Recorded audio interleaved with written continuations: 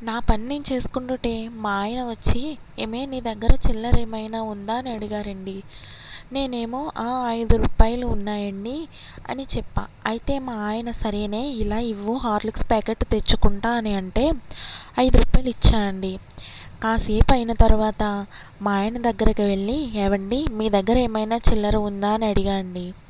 మా ఆయనేమో "చిల్లర లేదే, 500 నోట్లు 2 ఉన్నాయి" అన్నారండి. "అవునా అండి, సరే ఇలా ఇవ్వండి, చీర కొనుక్కుంటా పండగ వస్తుంది కదా" అని చెప్పానండి. మా ఆయనేమో "అమ్మో ఎంత పెద్ద స్కెచ్ వేశావే" అని అన్నారండి. మీకేనా తెలివితేటలు, పండగకి బట్టలకి డబ్బులు అడిగితే ఈ చిల్లర ఉన్నాయే నోట్లు లేవు అన్నారుగా, అందుకే చిల్లర అడిగితే నోట్లు బయటకు వస్తాయని ఇంత పెద్ద స్కెచ్ వేశా. ఎలా ఉంది మీ ఆవిడ దెబ్బ? అందంగా అడిగినప్పుడు ఇచ్చుంటే 500తో పోయేది.